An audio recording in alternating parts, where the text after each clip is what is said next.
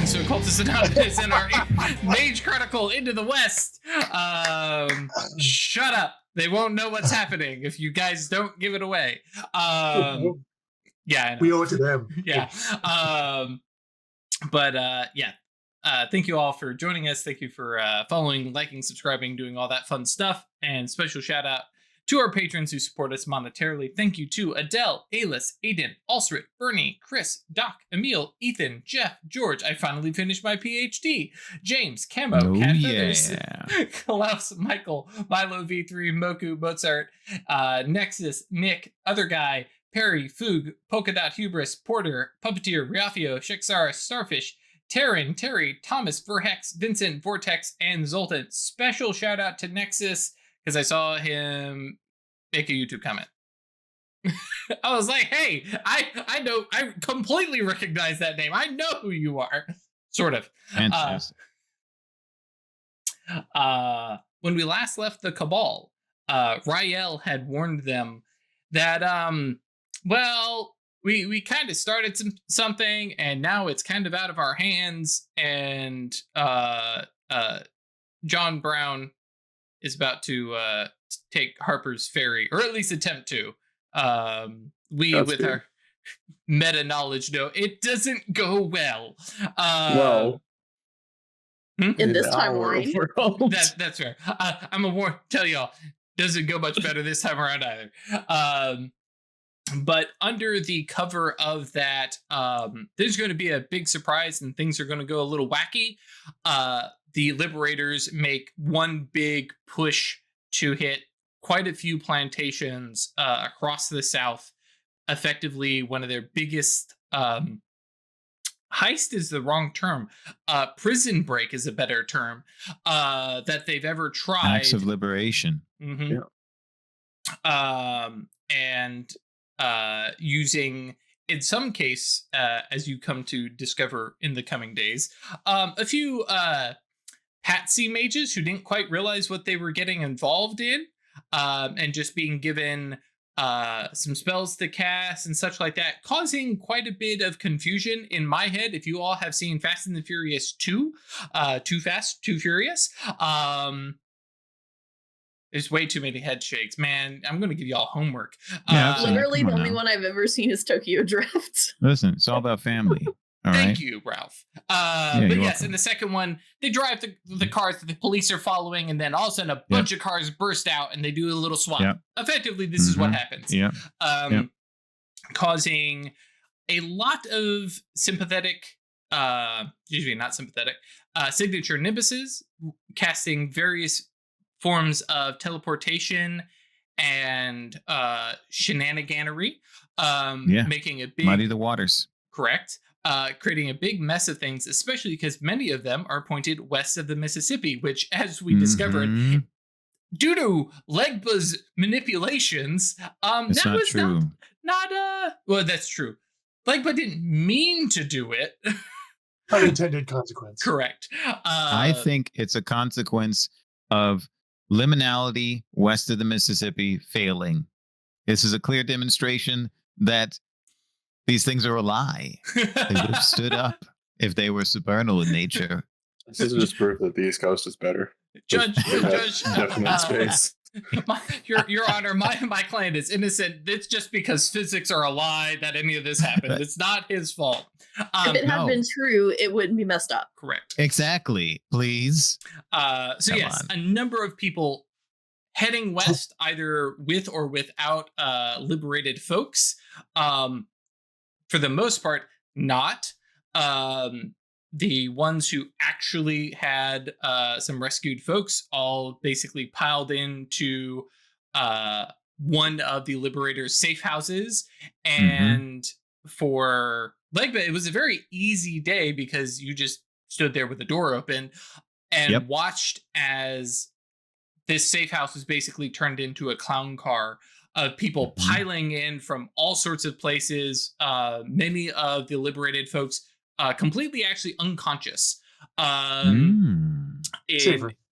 Correct. In the attempt to try and rescue as many people as possible, instead of doing a soft, subtle, even attempt similar to what you all frequently did, where you came and brought them to the river and tried to guide them through and using, a legacy attainment that prevents paradox. This was really developed plan for like a mystical association with it, so they feel cleansed. And this was much more of a smash and grab. Run into the jewelry store, smash some glass countertops, grab a handful of jewels, and run.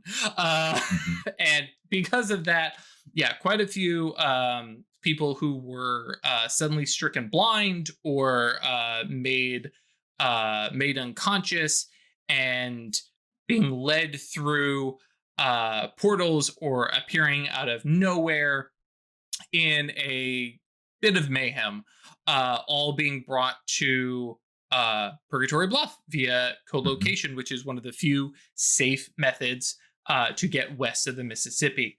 That happened about 2 weeks ago at this point. Cool. I like it. Go ahead. I said I like it. Yep. You guys had plenty of warning. Legba was in position. The rest of y'all were probably on more or less some level of alert and or helping get people settled. Les Enfants was like, all right, we've practiced this on the small scale. We're going to basically handle about 100 times that many people. This was a huge breakout. And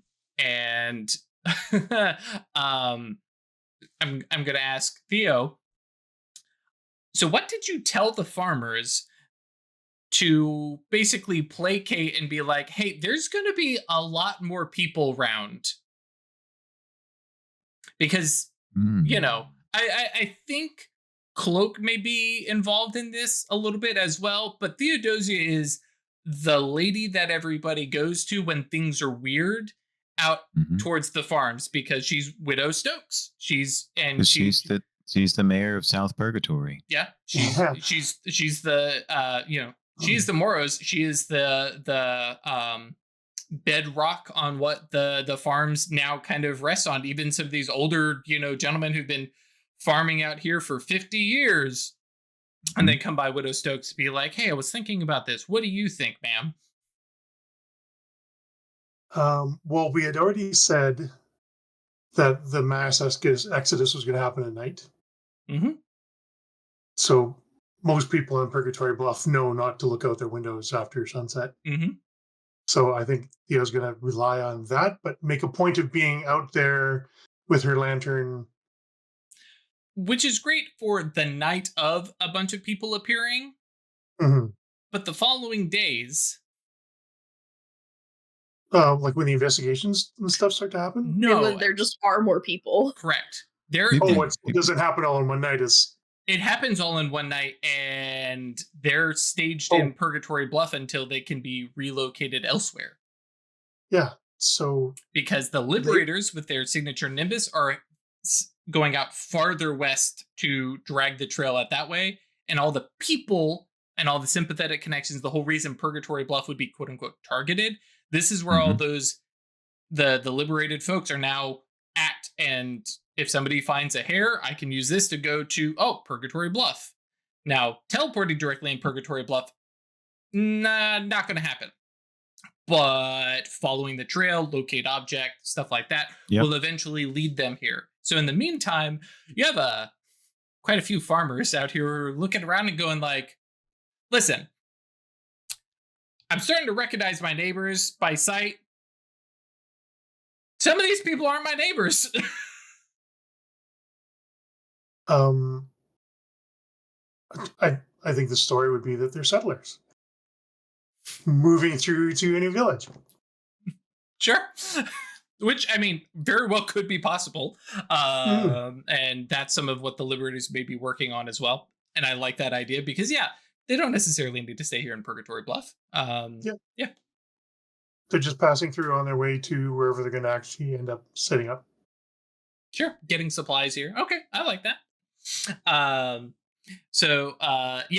That has been ongoing for the past couple weeks. That's a good time. Yeah. there's lots of different energy now. When you all bring people in, they're kind of participating. For some of these folks, they were very, very confused. And fortunately, they have many people that they can share their stories with and be like, yes, I also awoke here in the middle of the night and I don't know how I got here. And Les Enfants are also here, well established and comfortable, and clearly showing that this is a safe place for them to be in. But Les Enfants is maybe at this point, maybe 60 people or so. And this is maybe 600 people, 1,000 that have shown up. So there's a massive influx. It's like fully doubling the size of the town. Correct. Or more. Yeah. This is a massive influx of people. And for the most part, they're staying out here in the farms because there's more space to spread out through. Yeah, probably set up I think I have to set up a camp or something to give them shelter. That's not bad. Can I offer something? Yeah. I did develop an attainment for a situation like this. So Legba's fourth attainment allows him to impose effectively incognito presence over an area that doesn't have a defined liminality, provided that his astral self is present in the timonic representation of that place. So in the event that we wanted to disguise where they are, we could have a makeshift camp that would be a campus size. Yeah. Or I think a big house, maybe a mansion. But a large area inside of which there could be a lot of people that no one would be able to, no one would pay attention to. So so that actually does cover a lot of the like where they're all gathered. And so at that point it's just so I think that makes Theo's lie work a little bit better, of like, oh yeah, it's just a couple folks coming through. It's like, okay, just seeing some unfamiliar faces. I like that. And that would prevent them shedding connections all over the place. Yep. Cool. As long as it's okay with everybody that we do that. Yeah, I think that makes sense. Cool. And setting up a camp, because it's a legacy attainment, there's not going to be any problems with dissonance, quiescence. Right, getting deleted. Cool. So that handles basically the first couple days. However, the very first day after the night of their arrival, Catherine has a weird dream. She doesn't bring it up to anybody other than Theo. With that, hey, how'd you sleep? Oh, pretty good. I had a weird dream. Oh, okay. And then another one, and so we pick up during this kind of couple weeks here. We have Catherine sitting with Isabel. And because she's been visiting with all of you, and spoilers, we're gonna have a little bit of Catherine visiting with everybody. And Isabel, Sheriff Isabel, as she's taking notes in her book, which by the way now has a new bookmark, this little train ticket. Oh yeah. And she's like, I know you and I are both new at this look around surreptitiously fate thing. Like, that's a bad word to be saying. What does it feel like to you when there's a real coincidence versus something that you feel is manufactured? Oh, Theo would love to answer this question.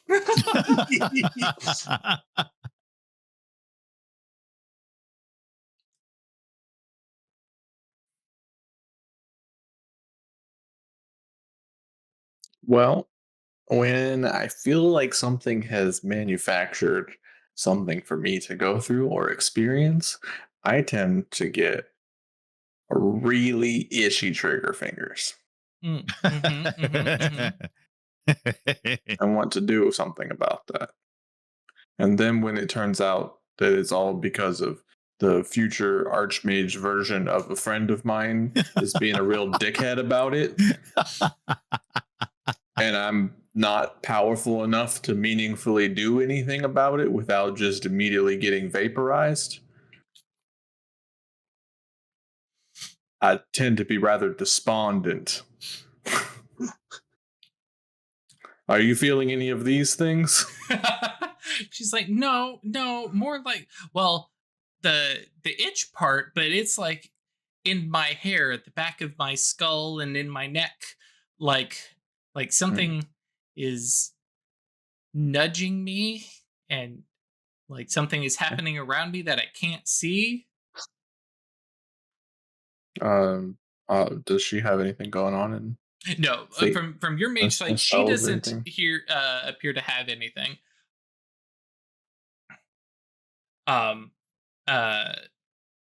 What's happening when this is going on? Well, I mean, like right now. Like right now? Yeah, past couple days. Past couple days or right now?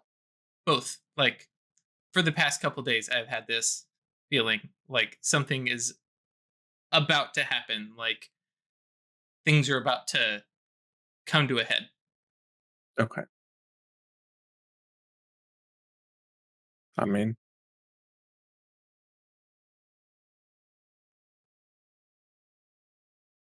and for Chris's sake, there is no right answer here. Yeah.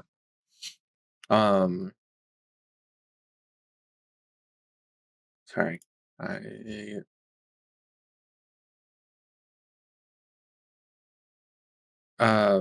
Is it time that asks like a what you call it? Questions? Divination, yeah. Divination type questions? Yeah, is this generally good or bad? Yeah. Or divination lets you do yes or no questions, or yeah. The Okay. Wheel or woe. The vibes based one. Mm-hmm. Okay. I'm just gonna kind of snap off a quick gnosis in time. Like it. Mm-hmm. To just like ask the question of like, is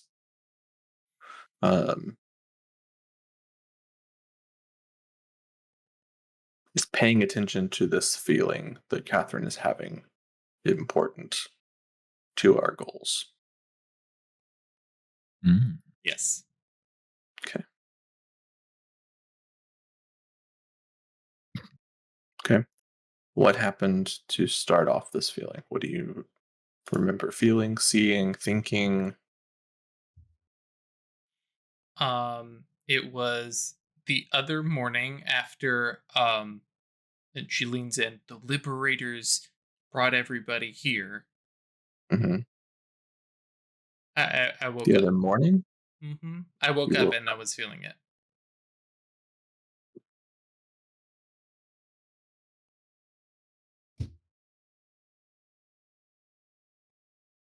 You felt it when you woke up? Or you woke up and were feeling it? She pauses, trying to like tell the semantic difference, and then she nods and she says, I woke up feeling it. Oh, You need to talk to Legba. Okay. I love that, because I was going to like fade to black and we were going to jump to a conversation with Legba. So this worked perfectly. Thank you. So good. Chris is reading off the script. The best part about this too is he's going to take it more seriously when Isabel says you need to talk to him. Mm-hmm. He would assume that it has some kind of like mystic significance, and let's explore this, right? And I'm interested in what you come to me with.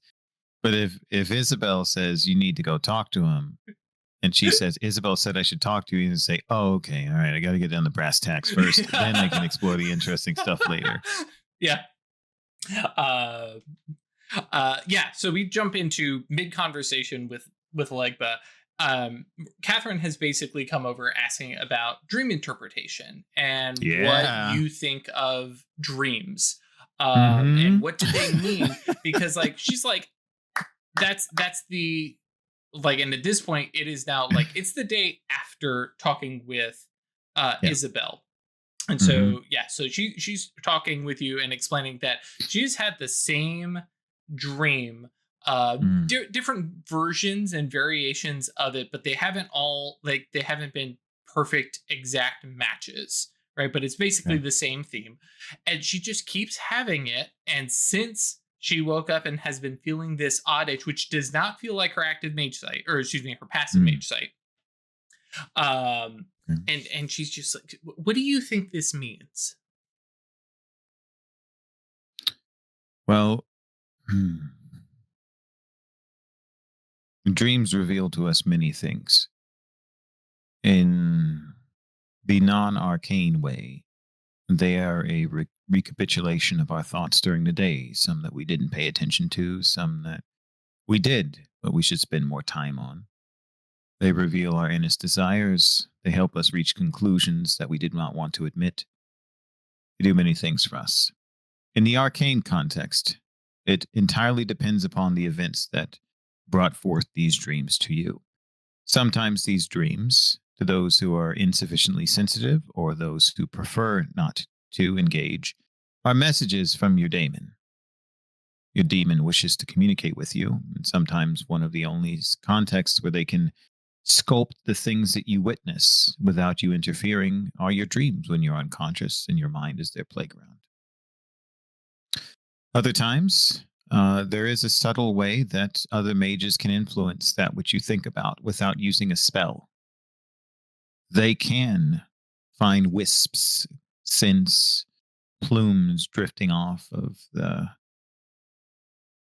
miasma, the mix, the sum total of odors produced by the dreams that you have by Euroneros, just in the same way that a skillful mage can enter the mind of another without using a spell.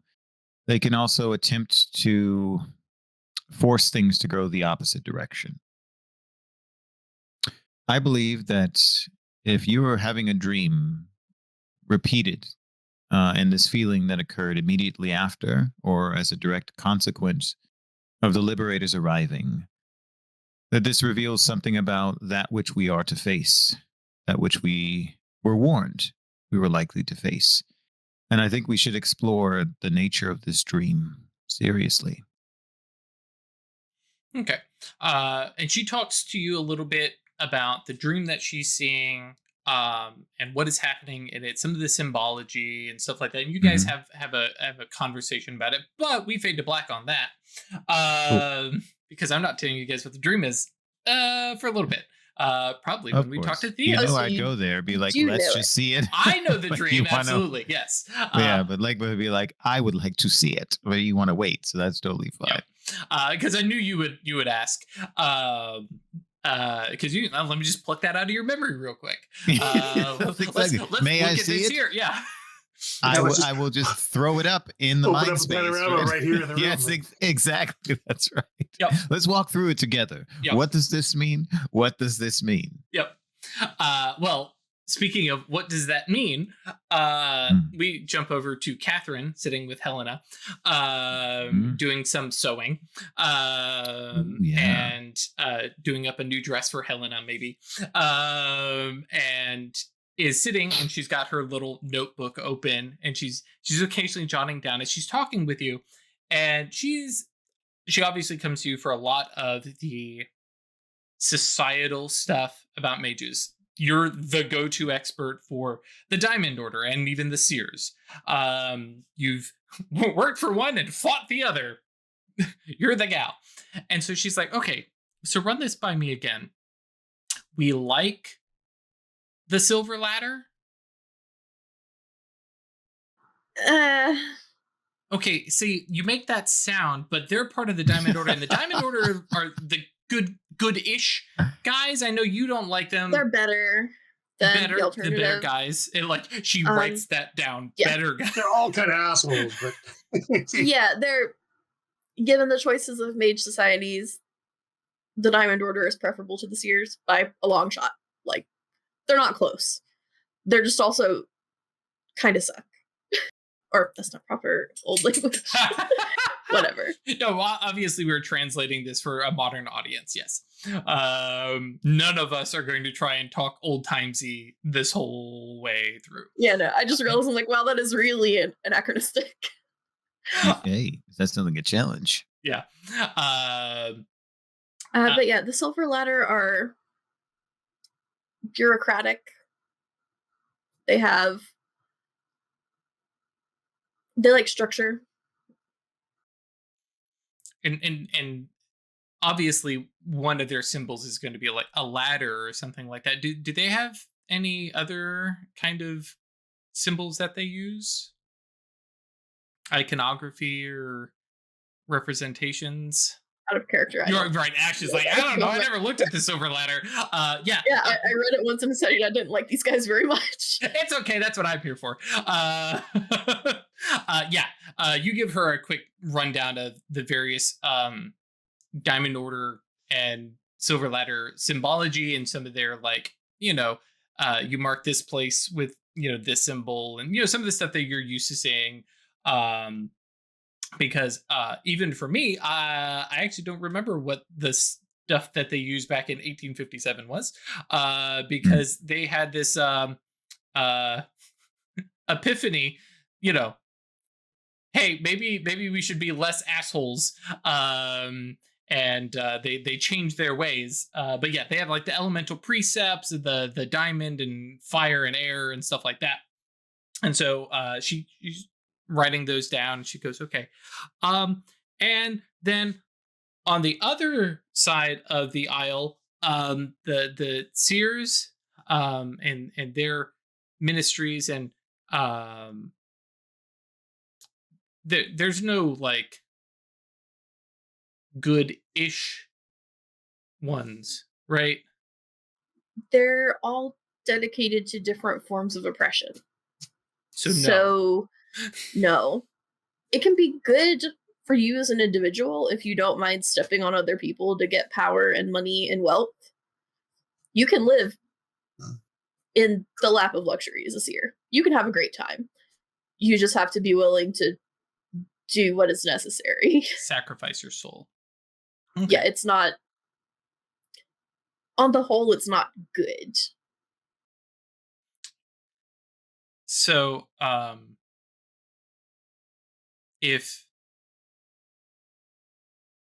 the Diamond Order and the seers were like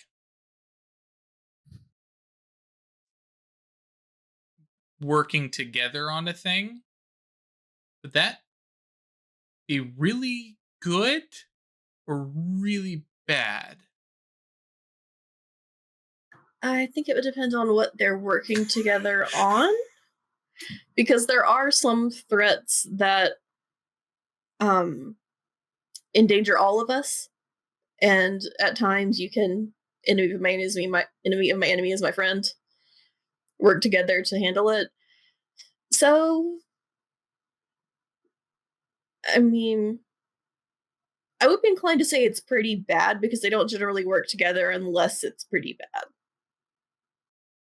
True. That's the next way to put that.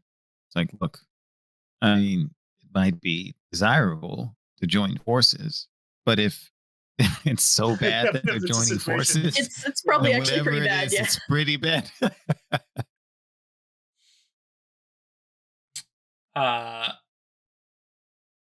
Yeah, just to keep things going. You guys continue talking a little bit, and then she starts to explain her dream to you, and you go, "Oh." So we cut over to Theo, who you were told about this dream the first night, and had some questions, and you guys talked about it a little bit, and definitely was like, she got your take on it, and then she went around and got everybody else's take on it. And it's been a couple days now, and she to be like the fifth day, she kind of wakes up and looks over, and at this point now, I'm sure did you have the dream again? Yeah. And she's sitting there in bed. We wait for her to unravel it. Yeah. Sure. And so but the question's definitely on her face. Right. the expectant. Yeah. And she nods and kind of reaches over to the side table and gets her book out and starts scribbling some notes. And it's like, yeah, I did. The idea of 2 massive trains marked up with Diamond Order and Seer symbols on one track, charging together towards a single common goal. I don't like it, and I don't like the fact that it feels like in the path of that track is Purgatory Bluff.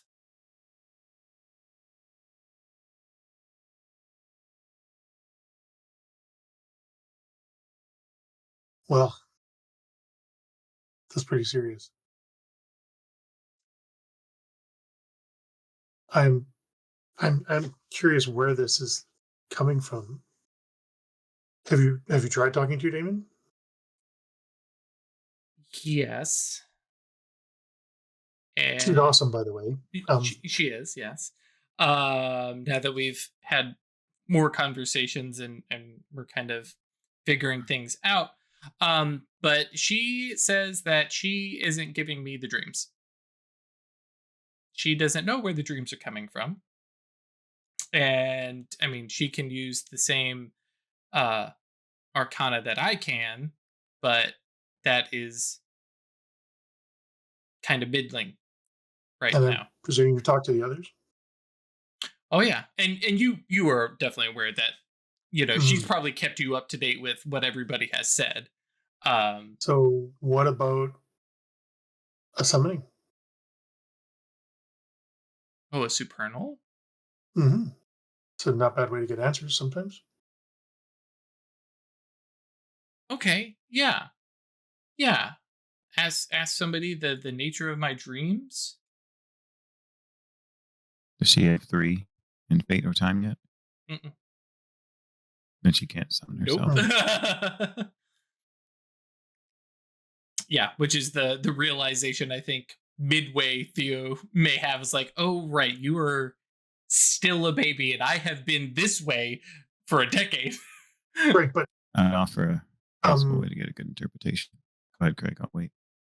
Yeah, does somebody else have fate or time 3? No, but I have a suggestion. If we're interpreting the dream and we want to know the true significance, whether the arcane significance, perhaps summoning of mind and prime would work. Yeah, you have some options. Ligba that does the summoning, but that's one way that I would think. I think there are lots of other ways that it could be done too. So yeah, I was thinking of doing something with prime. Right, prime for truth. Yep. Trying to figure out the truth. Try to look at like traces of magic on her. If something else is putting this in her head, load me up with some space symbolism and hope for the best, and I'll just summon something to hunt whoever's doing it. It could be a message from a supernal or something, right? Right. Yeah. There's a couple different options. Yeah. Fortunately, I was. Forgive me for assuming that the ominous dreams appearing in your wife's head are from a bad guy. Yeah. Given our experience, yeah, it's a perfectly rational solution. But regardless, I think maybe somebody might confirm some things for us. So, I am welcome to move forward with that, but I will remind you, both from this campaign and from the Rookery, when you summon up supernals and you ask stuff about seers. Yep. Yeah. Often you're getting somebody who's already in league. Being summoned inside of your happy imp bubble, or maybe you do the summoning outside. But and technically speaking, we're not asking about seers. We're asking about a dream that Catherine's having, which is co-starring Diamond Order and Seers side by side on the movie poster. It's just a choo-choo dream. Yeah, like, and she's made some like comments about she loved trains up until 5 days ago when this dream started showing up. So for narrative purposes, this has been an ongoing thing that you guys have been kind of poking at a little bit, because a lot of it is like, this is informational. Like nothing is actually happening. And over the next couple days, her itch, that sensation that something is coming, builds and builds. And unfortunately, you all are also kind of busy helping with relocation of some new visitors. Ooh. Yes. Can I raise a point? Mhm. I think it would be cool for the narrative if Jeremiah has been recuperating and having his feelings and said that he wanted to contribute to really build something here. Yep. If as soon as everybody arrived, he's distracting himself from still the lingering trauma that he's daily processing by helping the newcomers. Oh yeah, absolutely. Like we had our short little month skip. Yeah, Jeremiah has been attending school with Jules. Right. Yeah, Excellent. and like Awesome. when I don't know that he necessarily has joined Les Enfants, but he's definitely part of that because he's like, well, I'm not leaving here. Remember, he has a house. He's working on getting built, right? His farm. Yeah. And then all these folks show up, and he's like, "Yo, I know this," and so yeah, he's been in with them for sure. Cool. With the like, no, Awesome. like Les Enfants, they're very supportive and they have some history. For me, this was like 2 months ago, so fresh in his mind. Yeah, so he has definitely been involved. Awesome. Yeah. Okay. Thank you. Cool. One thing also, I think Helena would try to reach out to some of, especially the people that have been sort of dropping by and checking in with her about options, to see if something is going down. Sure. They are about as aghast as you are, with the idea that they would be working together on something, unless it's dealing with like Scelesti, abyssal kind of stuff, or if the few folks who are in the know, similar to yourself, who know about the Tremere, that would be a thing. But from your perspectives on this stream, we're not talking about like, hey, this mage and that mage are doing something shady, or this local cabal and pylon are fighting Scelesti. This is a larger kind of thing, not necessarily literally the entire Diamond Order, because getting the entire Diamond Order to agree on the color of the sky is not happening, and that's before we introduce the Free Council. Yeah, because it's green. Yeah. But yeah, that's why I'm trying to get, like, if it was this big and well known, like, I feel like people would have rumors about it, and if they don't, then that worries me. Yeah. Most everybody that you talk to, the ones who are still in the Diamond Order, are very vehemently, no, absolutely not. There's no way in hell, unless it's like dealing with the abyss. Absolutely not. Some of the folks who are like you, who've like are apostates, there's a good term for it, yeah, let me use it, and have ducked out, they're like, no, and like, as bad as it was, I don't feel like the Diamond Order is teaming up and on the same track as the Seers on something like this. That's ridiculous. And yeah, but yeah, like I said, you guys, like, it's one of those things that in the background of your mind, you're looking into it. Catherine is spending most of her time looking into it, using fate to study her own connections, try to see where this comes from. Lots of self-divination and active mage sight, some daemon stuff. Yes, Craig? Just think, running back over my memory, because we're sure that the empty is supernal, right? The what? The big what? sky void. Heartbreak? Yeah. Heartbreak. Yeah, Heartbreak. Yeah. It's supernal. Yeah. In nature, yes. Okay. Just wanted to make sure there wasn't like some big abyss thing. Gotcha. No, it is not abyssal in nature. No. Yeah. No, because if it was abyssal in nature, that would have been a big problem back episode 5 or whatever. Just making sure. Yep. Because I know that it's had a resurgence recently. So. No, that's the campaign's about. We can't deal with this now. Time to go in the hyperbaric time chamber. The abyssal entity. Yeah, all it has to do is be seen by the sleepers below, and it's just going to grow like a cancer. No, it was definitely supernal in nature. Yes, Chris. I forget how all the layers of mind things work because, well, Fiercest. Is there a way for one of us, specifically Isabel, to like lie in wait for the dream? Ooh, that's what I was wondering. Yeah, see if we could look at it while she's having it. Like, is it like Petrichor's like the stalker-esque, like hunter stalker, not stalker thoughts is that we gotta like, if there's not a spell on it, then it's something being done nightly. Right. It's an influence being done, and so I want to catch something in the act of it. I like it.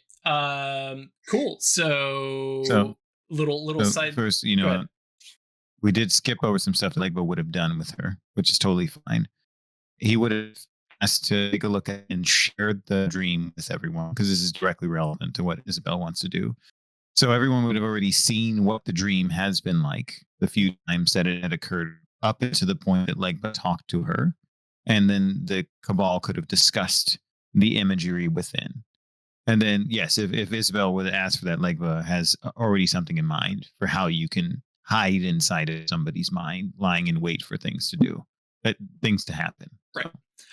And like I said, that is part of this investigation. You brought it up, so yes, I can address that kind of quickly. You guys like, and I like the idea of it being Legba and Isabel lying in wait in the dream, right? Not even down into the Oneros, but just resting in her dreams, waiting to see. And you guys get to hang out and like go through some kind of normal dreams, and then are shunted and are in the dream. Like, it has happened, it is out of nowhere. There is a sense of how to describe it, because I don't want you guys necessarily chasing down a rabbit hole, right? But it is definitely a sense of this is coming from Catherine. In another way to put it, this is more like you were seeing the dream merit. This is a merit. Correct. Yeah. Probably something none of you all have experienced, where it's not coming up from the daemon. The daemon is not sending some message up. This is something coming up from Catherine's supernaturally tuned senses. She's an acanthus. She picks up on the threads of fate and the predictions of the future, and so she is picking this up as a dream. I think dream merit would be the good mechanical way to address it. It's because I don't want it to be so easily categorized, but it basically falls into that. And it's just out of nowhere, and not like dreams flow. In your story, it could easily just be some moon she was given that she doesn't even know about, that we would think of like the dream merit, but doesn't have any residue on it. It's like the dream merit. The dream doesn't flow smoothly, and even in our most disjointed dreams, right, one thing segues into another, right, and is you get that kind of smearing of color as things flow into one. It's like somebody changed the channel, and we go from her having just kind of normal dreams to boom, hey, trains, things flying at Purgatory Bluff, and you all, well, the two of you are in Purgatory Bluff, seeing these ginormous trains hurtling down towards Purgatory Bluff. Doesn't reach Purgatory Bluff. You don't have the actual and then there was a giant explosion, but it's just like the sensation is coming that these two things are hurtling towards Purgatory Bluff on the same track, which is also a weird visual because they're on the track, they're side by side. That's not how engines work, right? But and then smashing into Purgatory Bluff, or about to smash into Purgatory Bluff. So you guys have really gravitated onto a thing that was it's a backstory element. You're good. You're good. Because I like you all digging into it. I'm sorry. People having premonition dreams is not something you should ignore when the DM's putting it upon you. No, I totally understand. Right. I mean, you saw how we responded to a single seer knowing our name. Yeah. This is true. Yeah, I got to remember my audience. So yeah, as you said, you guys are very busy, so are not able to give this your full attention. Sure. Yeah. You This guys. is Catherine's thing. To Sort of, expand upon this actual scene that we were doing, Mm-hmm. the second that Isabel's like, "Oh, this is from Catherine," all interest lost. I'm not hunting anything. This is just something she's got, and she's like, "Wake me up. I'm done here. I'm out. Send me back over to my dreams." There's literally nothing for you to do here. Of course, he complies. He's not going to force you to stay if you say go. So, but Legba does well. He's quite intrigued. So I will. Yeah.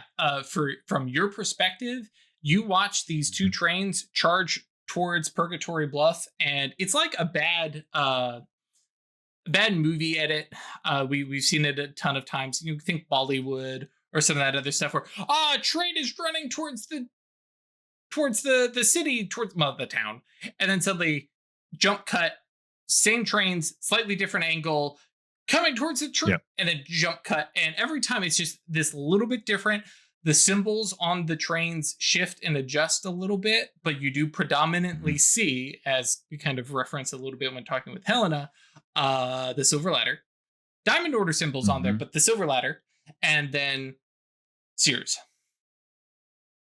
Which seer symbol? Yes. All of them? Yes. Okay. Cool. Yeah. Like, you've got like an iron pyramid, iron seal on the front of the train, and then just across the chassis of the engine, various, and while Legba is not. Go ahead. To reiterate for me, for my purposes, the implication is that they are working together, that they are racing. There you go. That's the other potential interpretation. That Isabel just sort of like offhandedly says, like, they're racing. They very well could be, yes. Yeah, but the fact is they are side by side, neck and neck, if we were to use racing terms, charging, and the track runs over Purgatory Bluff and continues on. They're not racing to Purgatory Bluff, it's just in the way. Oh, interesting. Yeah. And to answer the inevitable question, can I turn and see what's farther down the track? No, every time you do, the dream kind of resets. And I think even in the dreams for Legba, especially since you're staying there for a little bit longer, you can see Catherine, who is doing the same kind of thing. Now she's a little bit more passively in this. She's not active dreaming. But yeah, and you can kind of see her, and she's moving about the space, and every time the trains are changing a little bit and the angles, but that's the whole thing that she gets. You also now realize why, this would be absolutely tiring too, because she gets this as a montage for subjectively half an hour.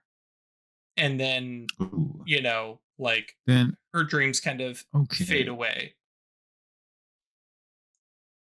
I want to say two things. The first is witnessing the fatigue that comes with this, because Legba doesn't experience constant exposure to the astral as fatigue, especially after so long doing it constantly, right? Simultaneously or concurrently or so.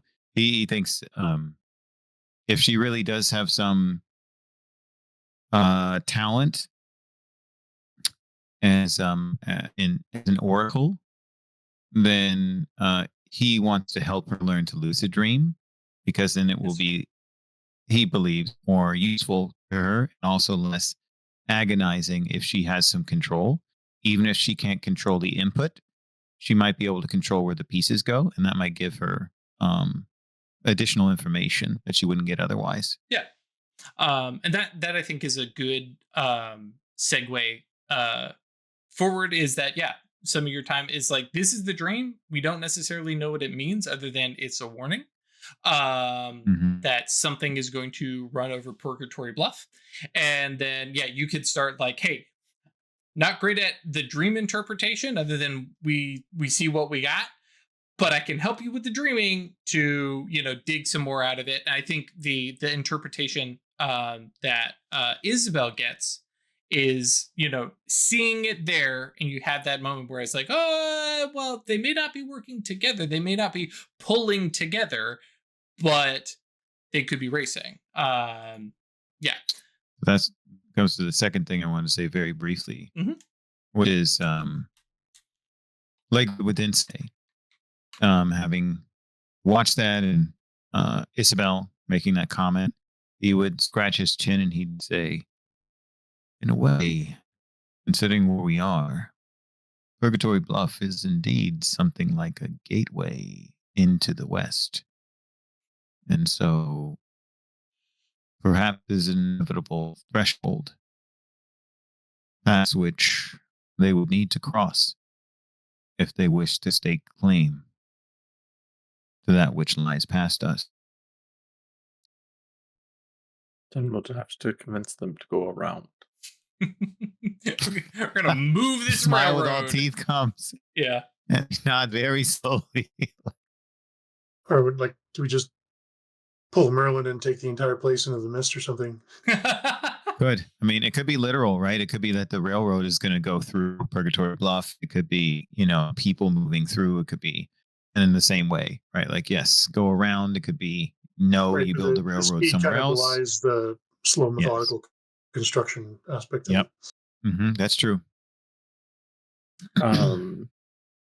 When Isabel wakes up, she would like to, and Catherine's probably been doing some of these spells herself and is probably getting some ideas as well, because I think she's actually got more faith than I do, right? Yeah, she's got two. She has two. Yeah. I just got the one. But Isabel would just probably a few times in a row just word things differently, but essentially asking, trying to do like a serendipity sort of spell. Ooh, of like, if my goal is reacting preemptively to this omen or this threat, what is my way forward? Oh, I love it. Love it. That. It's one of my favorite spells. That's why I love my Mycanthus is my favorite path. Just being able to figure out how to solve problems quickly. Yeah, so the feedback that you get from this is basically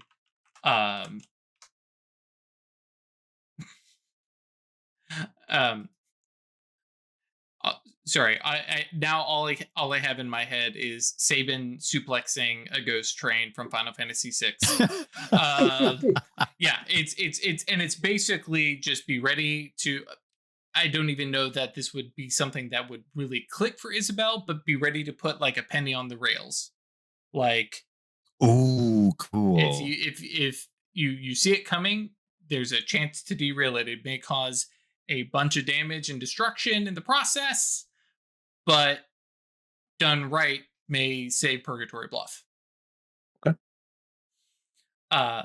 So that has been ongoing for a couple weeks.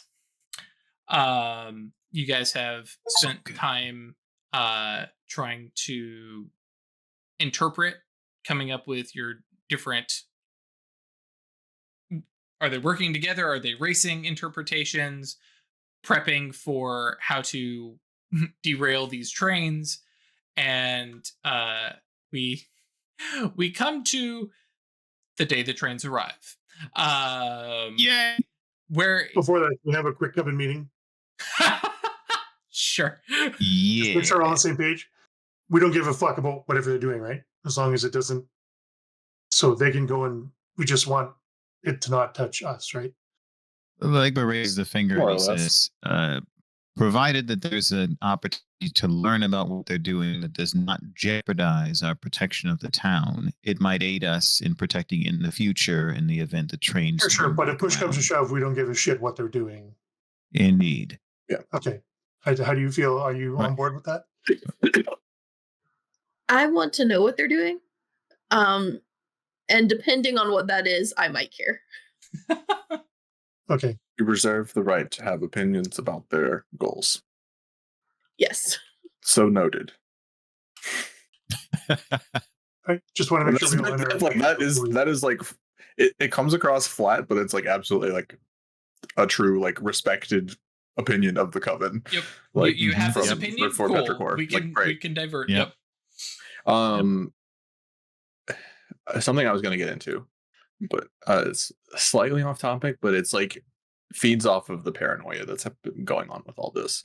Is that Isabel Petrichor has been recruiting like grass spirits and the little like house spirits and like all sorts of things, and then like visiting out and like like the spirits in the fields and everything, and just compelling them to spy for her. She wants to know who, like, what they're seeing and who these people are, because she has that thought that she's been kicking out of her head, like this would be a great time to like sneak somebody in. Is when this massive influx of people is going on, and like some of the wizards are still here too, right? No, the liberators they just hit went. Purgatory Bluff and then threw themselves west with the idea that they don't know where each other are going to end up, because that's what space is doing now, and they will try to meet up somewhere out west. Yeah, because the idea is like they can't if you get caught, you can't rat out your friend. Exactly. Yeah, they're like, this works out so well, and it was when Ralph brought up the idea, I was like, this works on so many levels. The stars aligned. So it's perfect.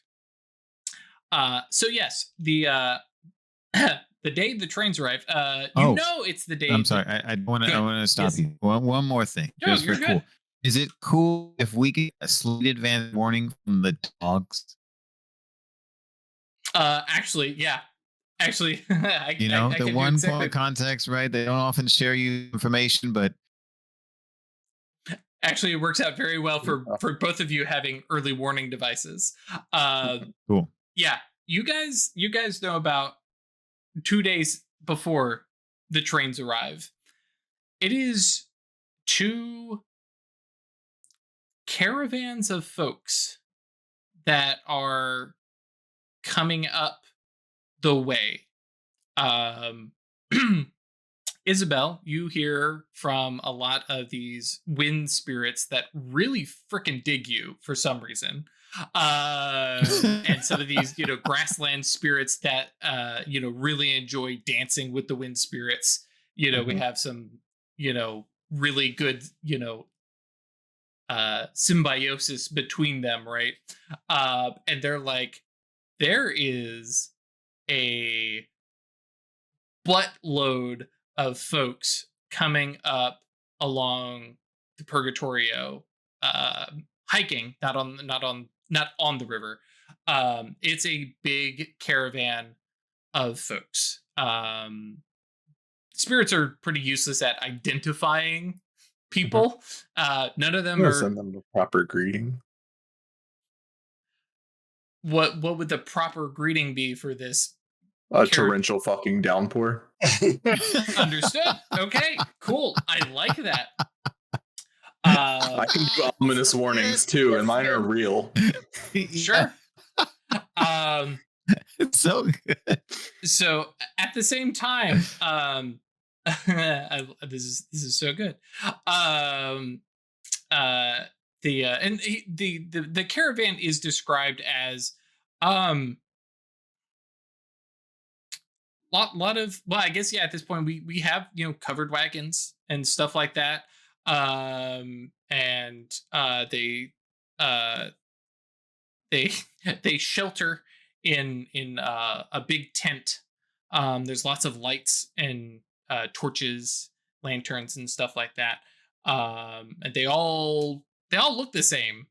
It's kind of irritating for them, but so they're like they all just kind of look the same. They look like you and they wear the same clothes. It's like, could you give me anything? They're like, listen, dude, I'm a wind spirit. I'm a grass spirit. The fact that I recognize you as a human, that's about all you're getting from me. Yeah. And so you bags of mostly water are camping over there. Right. And so the wind spirits are like, wait, you're going to send a storm? Heck yeah! And off they go, like, to just ride the storm. Lunch, baby. Yeah.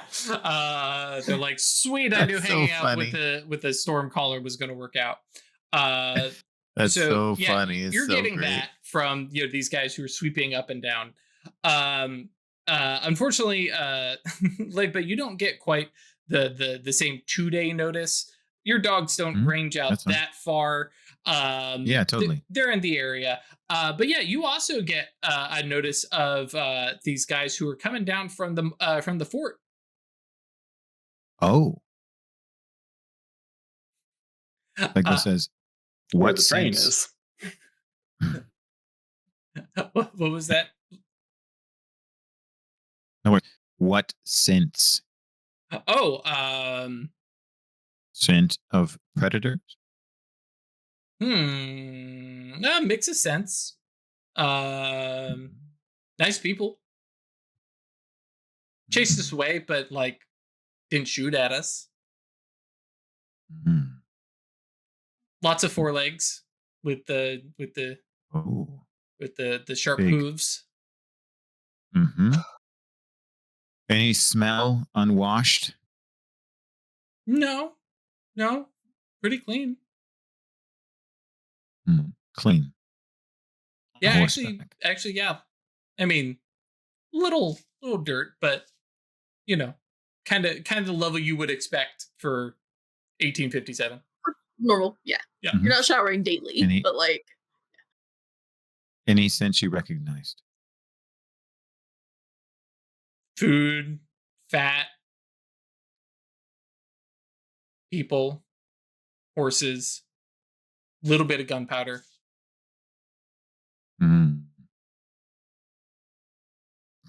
All right. How far? They'll be here tomorrow. That's about right for the caravan as well. You didn't share that with everyone. Good. As you say, yeah, I'm sure you guys are talking about, especially like Isabel's like, yeah, there's a caravan coming up. Sent them a storm. Nice little fuck you. And then Ludwig's like, hey, yeah, there's a caravan. And it's like, yeah, I know. No, this is coming up for the fort.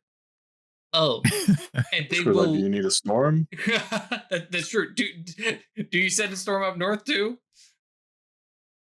Please. Yeah. So yeah, a lot of storm. Purgatory Bluff. Everybody here. You know what? Like it would say. We have an environmental reputation to keep, after all. I think this is like, she's gonna sustain them basically until they get here, and I know it'll be like overdone, and the river will feast, and yeah, she's willing to overextend that like perfect weather, that breadbasket, sort of that she's been maintaining, because it's like she just wants these people to fucking suffer if they're bringing trouble here. Sure, I like that. Love it. So, Catherine wakes up the next day, looks over at Theo, shakes her head, and she smiles, and then her face just drops, and she's like, "Today is going to be a day." Like, everything, it's all gone. It's like the top stops spinning. It's what today's the day. And as she is saying that and talking with you, you hear a commotion, not an aggressive kind of commotion, but a lot of people commotion outside. And, My house. huh? No, outside my house. Not necessarily outside your house, but outside in the farms. Okay. And go to the window, look outside, and there is it's not a big top tent because that sends like circus vibes, but it is a big tent being put up from your perspective, frustratingly close to the camp of people who have recently been rescued. And so they tried to have a revival. Yes. Yes. Oh no. The Baptists are here. 2 of them. Well, technically only revivals. one. Technically only one is a revival. The other coming up from the south, and up closer to town, is a. Wait, no. Yes, doesn't matter. Town is closer to the fort, correct? Correct. Okay. Because it's on the Right. North side. The other is, well, it's not a big tent revival. It is, however, a bunch of Catholic missionaries come up from Mexico City. Oh, okay. What? They've been making their way, up north since around. Around? What do you mean? The fort is northwest of us, right? No. I got them swapped. That's what I was saying. Oh, okay. Yeah. Got it. Yeah. But yes.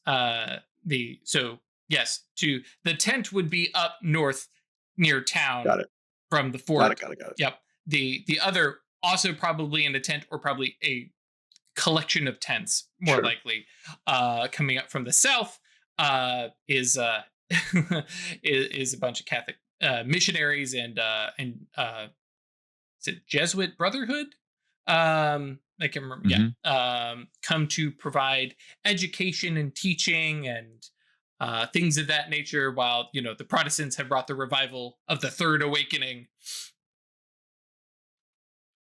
Okay. We are already on number 5 here, so I think you've missed your mark. Fifth Awakening. Are they on the outskirts of town, or are they within town? They're within town. Come into town and do it.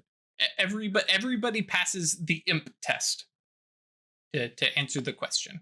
Okay. They're just here to spread knowledge. Yeah. And tell you the good news. For Chris's understanding, the Fourth Awakening was 1960 to 1980, so we haven't even hit the Fifth Awakening. So, I just meant we have 5 mages. I knew what you meant, but I just haven't. Like I said, I've been Wikipediaing. I don't know what an awakening is in your context of this. They're more than happy to tell you. I see. I see. So yes. All we need is some Mormons. I did look that up. They don't actually show up for a little bit. Early. Yep, on 20, 30 years. Yep. But soon. I just want to go get I want to get our Catholic priest at the very least and just be like, hi, we don't need those. we got one. Thank you. Yeah, what are you doing? That's not how this works. They would point out, oh, no, that's fine. He's an Irish Catholic. We're Spanish Catholics. Because I was ready for that. Everyone in town's like, yeah, we know, but like he's doing well. He's okay. We like him. Yes. So you all wake up, and especially considering Isabel's, hey, let's send some storms. This is not what we anticipated. But yes, a further influx of people, nowhere near as big as doubling the size of the town, but quite a bunch of new faces. Madame Robert is in a panic because she'd like to be able to at least put like the father and the pastor up in some actual rooms, so they're not out in the tents, especially in this weather that came out of nowhere. Madame Robert is just so very upset. So And just to clarify in my mind, who's in the town and everybody. who's at the farmland? Well, but somebody set up in the farmland. So All the the Catholics caravans. would be out towards the farm, and the Protestant revival from New York City would be in thank you would be up in town. Now bear in mind, the people of this Protestant revival is not technically, they didn't come all the way from New York. That's just where the Third Awakening started.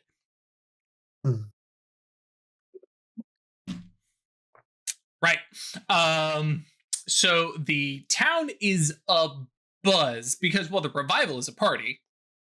There's music. There's invitation. Yeah. Actually, I mean, it is a party. The revivals were it's a big tent party. Yeah. Yep. There will be dancing and music. Lots of food. Not too much drinking though. Actually, depends on who's putting it on. Yep. In this particular case, yeah. And so we get to meet our cast of characters here. I will keep it short and to the point, so you guys don't have too many names to worry about. From Spanish missionaries from Mexico City, Father Gabriel, and Sister Natalia leading the nuns of a related convent, and then the Protestant revivalists, Brother Dexter and Sister Eliza, and I will put those in chat momentarily. Thank you. Yep. Let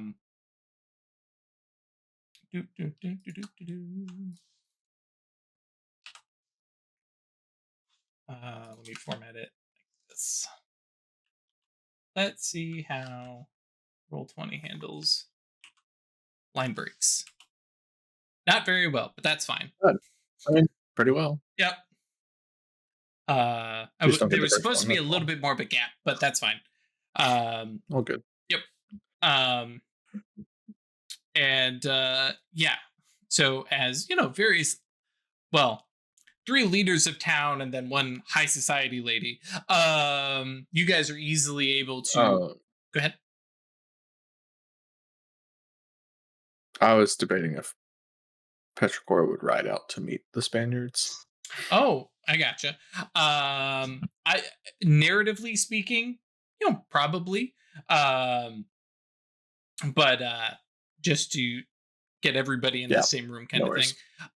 Yeah, like they come in and they have been here since like dawn. They made like, you know, well, a little bit slow time. The weather slowed them down, but they got here at dawn in their separate places. They look like they've been in a storm for a few days. Like, they look like they've been in a storm for a few days. Yeah. Like they're rained on, but you know they had wagons and you know they were prepared for weather, you know, oiled coats and you know stuff like that. They came in. They were travelers. What was that, Ralph? They came in through the night. Yes. You were making the point that they arrived at dawn, Yep. So they chose to travel through the night. Yep, they wanted to be here and arrive with the dawn, which is cutting in under the storm clouds, right? And yeah, tents are being set up basically on the north side of town. Then down in smaller tents are being done up down in the farmlands, and the various leaders come in to town, and Ike is ecstatic. Yeah. Fuck. There's money coming to town. Money. Anything that makes Ike happy is not good for us. Sometimes you know you work alongside somebody, but yes, the townsfolk are kind of swarming, trying to see what's going on. You have the very classic, you know, in the movies, the kids are running around, people are leaning up towards the windows, and Madame Robert, credit to who she is, basically shooed everybody out of the tavern. Not that many folks were actually in the inn that early in the morning.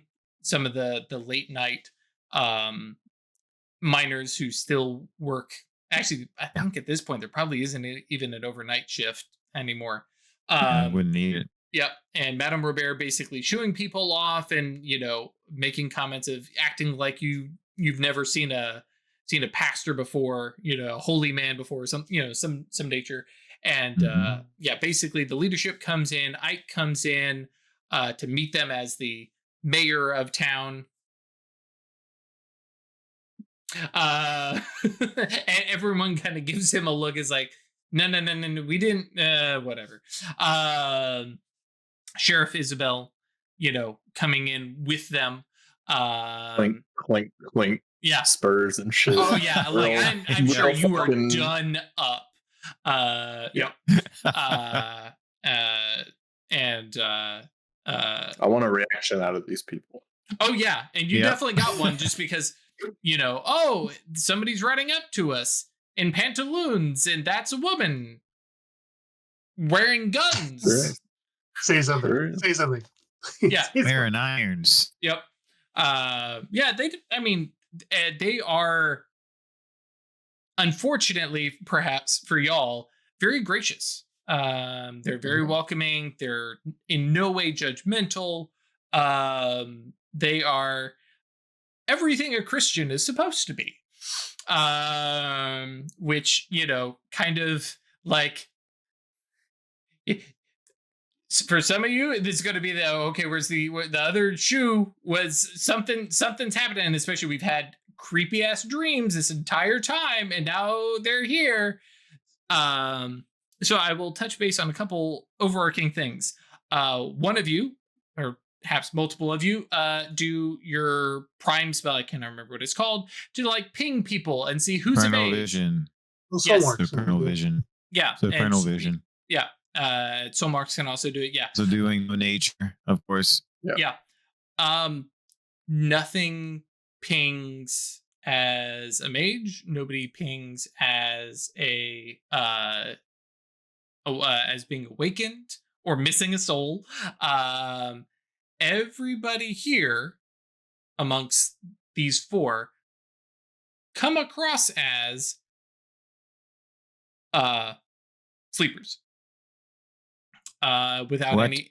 Do any of them have peculiar aspirations? It's all a thing that people forget, guys. Nothing that would be like unusual for them, right? Okay. Yeah. And on that matter, what do they want to do in town?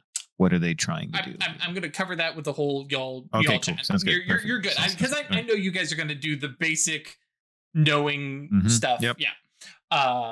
Great. So y'all basically get in together. We have, I imagine Theo coming up the way with her cane, with the, some of the missionaries, probably with Isabel, coming into town. Legba probably coming in with the Protestants coming in from the north side of town. And well, just because she lives next door, Helena just somehow getting inside. I ain't worried about it. Well, she's the school teacher after all. So this is going to disrupt all the students. Especially if they're like coming to look to offer education. Oh, the Jesuits? Yeah, very true. We've got that covered. Thank you. Yes. Ike, of course, is super excited to have them here. Is very excited about the idea of like the Jesuits are talking about, we'd like to build a school. And, Helena's like, we have a school. They're like, no, like a school with gardens. And like, they're straight up talking like a mission. It's like, interesting. Right. To be fair, missions are pretty nice. Mm-hmm. Yeah. Yeah, for even Helena, you're like, ooh, that. And as an Abrimos, ooh, that's so much symbolism I can use. And with my legacy, ooh.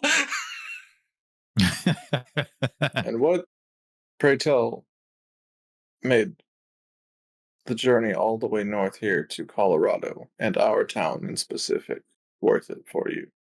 What makes this such a good place for a mission?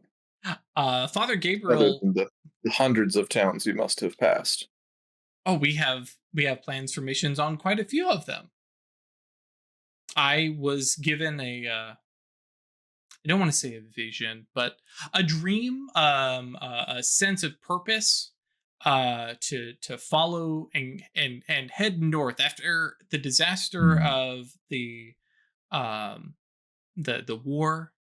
A decade back, I have been traveling with like-minded individuals, and we've been trying to repair relationships and spread the gospel of God, and bring everybody up. And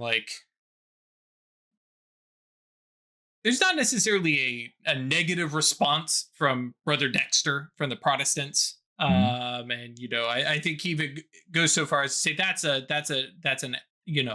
good idea, Father. Laudable goal. Ooh, laudable. Ooh, yes. And we're doing the same thing. And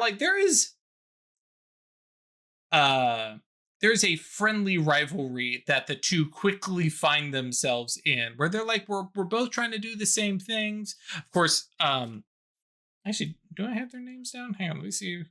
Let me jump over to Conca. Father Gilroy, that's him. Yeah. Father Gilroy is here in attendance.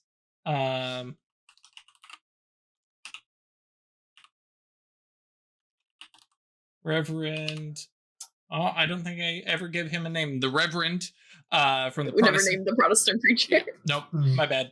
But yeah, is also here, and so there's some talk, and the Reverend is pleased to have the revivalist here. Father Gilroy is perturbed. Yeah. Let's see, our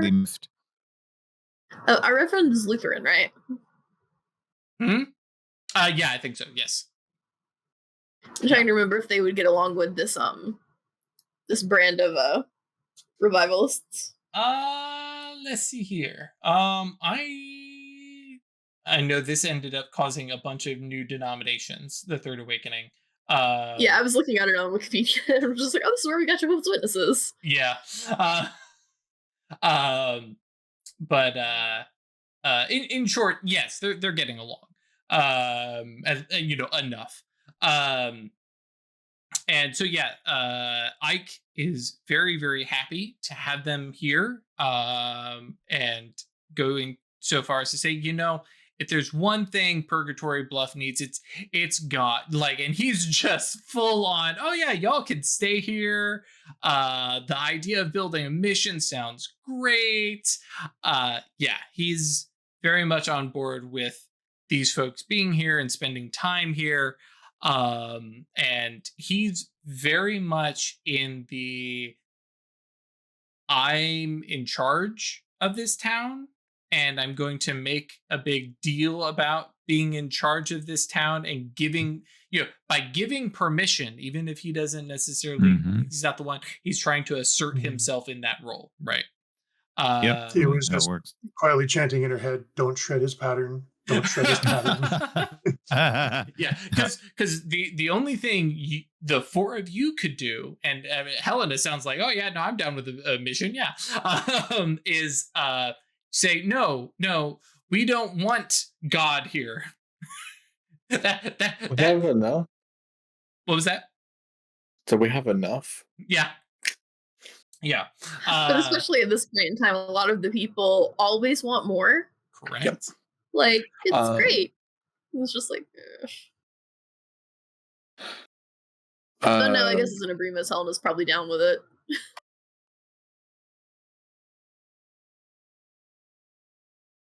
This is really frustrating to Petrichor and to Isabel because of how she feels about her powers as a Mhm. mage and them stemming from God, and to see these organizations that she doesn't approve of doing some sort of proxy bullshit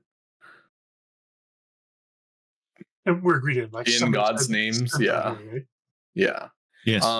This is a smokescreen for So- something else. They're I mean, pawns. it's No, they're something. pawns.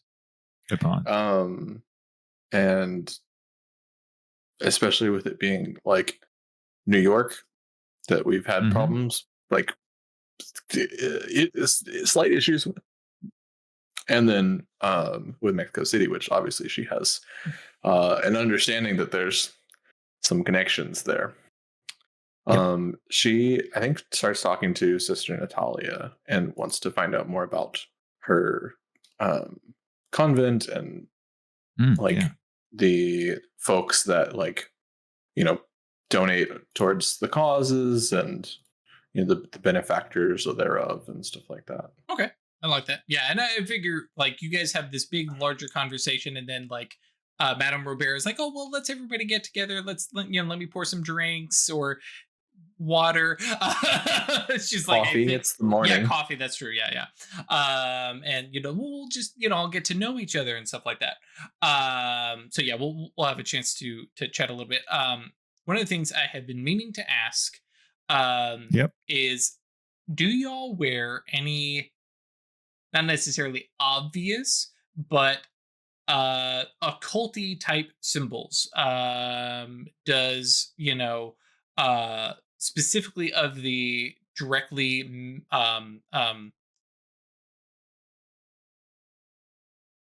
oh my word, mage language, high speech. My brain just shut down there, sorry.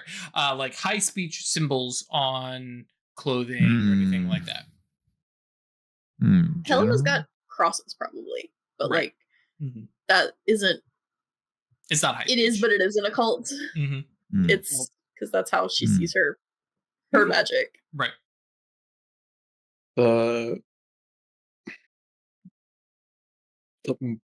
I don't know that there's any high speech, but Isabel's flute is Got some different. stuff. And that it's just way more exceptional quality than you think it should be Oh yeah. in a woman that's already kind of strange out here. That like it's literally like metallic, but in the absolute form of like perfectly sculpted like wood and like leaves for the keys and stuff like that. Right.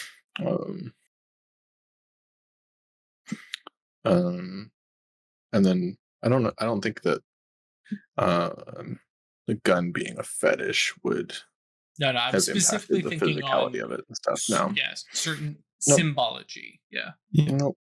Yeah. Yeah, no outward like runes or embroidery or anything like that. But like Theo's cane is affected bone. Gotcha. And Ralph, you were saying, yeah, what kind of high speechy symbols might you be wearing?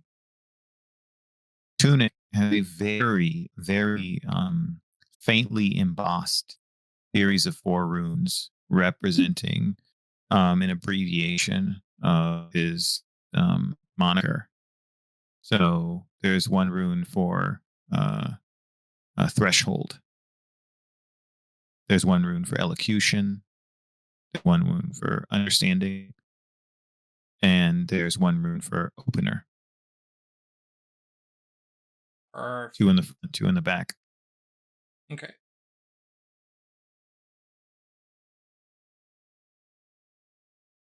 But you know what? It wouldn't be threshold. It'd be guardian. It'd be guardian, elocutioner, understanding, and opener. Gotcha. Cool. That works out very, very well. You know how he made them? He made them with a space spell to make an impression in the fabric very faintly over time. I like that. That's really good. You basically embossed them. Yes, exactly. Just put enough pressure that it melts a little bit like heat, right? But it's perfectly put in there and super faint. So it doesn't disappear, but yeah, embossed in a way that you have to be looking at it, maybe in the right light in order to recognize it. Of course, everyone else in the coven would have already known, right? Sure. Like somebody else would be like, "What is that weird little symbol?" Yeah, I there? see something there. Yeah, I like that. Cool. So yes, Sister Natalia talks with you. Has so it's very pleasant conversation and stuff like that. And she keeps looking at your face, and she's doing that like squinty, like head tilt stuff like that. And finally, hang on, I'm pretty sure I have it over here. Maybe. Wait a minute. You wouldn't have. I mean, Isabel dog, honestly helps that happen because she's asking. She's like, "Oh, I was actually born there. Mayhaps you are some of your benefactors or families that I grew up in the first couple years Oh yeah. of my life." Yep. And she 100%, because I was looking, I'm not actually finding your parents' names. I don't know that we ever named them. Okay. But yeah, she absolutely name drops your father. And especially with, your last name, though that's obviously changed a little bit because, you tacked lamb in there. Because I think did you take his name or you both? Hang on, what did we determine? Did we determine something? I think I added on his that's name. what I thought. And so she's looking, and with the last name, she's like, "Do you know your father?" Did you know your father? In a manner of speaking. That you look much like him. That's probably a reasonable thing to say, considering he's my father. Oh, it is so nice to meet you. I'm sure it is. I had heard he had a daughter, but I no stories of what that you were here. I've not made contact with him since before my wedding. Actually, long before. I was shuffled out to the provinces to be married off at a young age. Oh, that would have been about the time of the revolution. No wonder you've been so Born on the separated. eve of it, yes. Such a sad day, such a sad time. Well, it is wonderful to meet you. And she looks like straight in your eyes, and basically says, I'm sure we'll have much to talk about in the coming days. I'm sure we will. And then she drifts off and goes to talk to Catherine. Well, yeah, Catherine probably would have come up with Theo, or Helena or Theo, and just being a polite, demure nun. Who knows Isabel's dad? No big deal. It's fine. And Theo would be polite, but definitely not friendly. Right.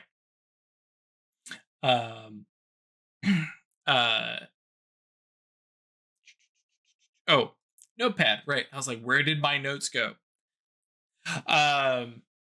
So, who else was it?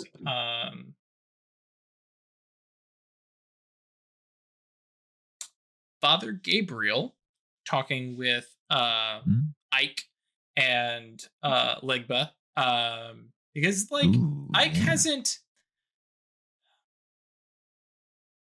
You have expressed yourself as a spiritual confidant and assistant to his father, and so Ike has kind of had the one arm's length away approach with you, but not enough to like, you shouldn't be around, but you have the contact with Liaison Fawn, with everybody from Haiti, which has continued to grow, right?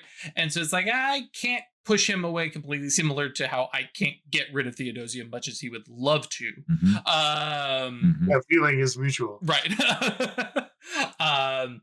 Remember, Legba has always had an attitude as well that there is no way to get rid of Ike. He's a part of town. So he's tried to keep himself as close as he can to Ike to be prepared to engage him in a way that's effective. Right. And I mean, and you were there to talk and help Ike when his mom passed and stuff like that. So there is some of that stuff. All that stuff. So as much as Ike resists it, right, it's also because Legba's leaning back against his hand and he's not strong enough to completely push Legba away. So like Legba's aware of it. He doesn't ignore it, right? But he's also implied to Ike through his body language, right, that he's not going anywhere. Right. You're not going to get rid of me. You're good, Chris. As a bit of pettiness. Yeah, do it. And because I can't have all these people thinking that he's the most important person in town when that's, I mean, not to toot my own horn, but I might start tooting my own horn here soon. Right. Duly elected. I'm just sort of a little flick of the wrist sort of spell is just a I guess it'd be life ruling.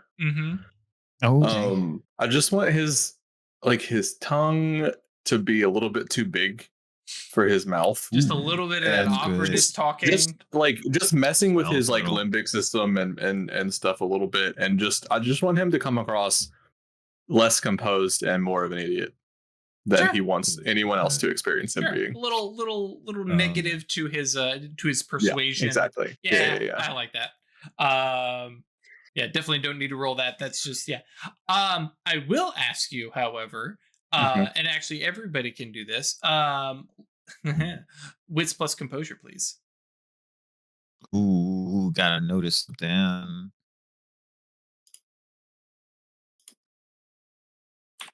And honestly, that's kind of what I wanted to try and trigger. It's like, everybody gotta have a reaction to magic here.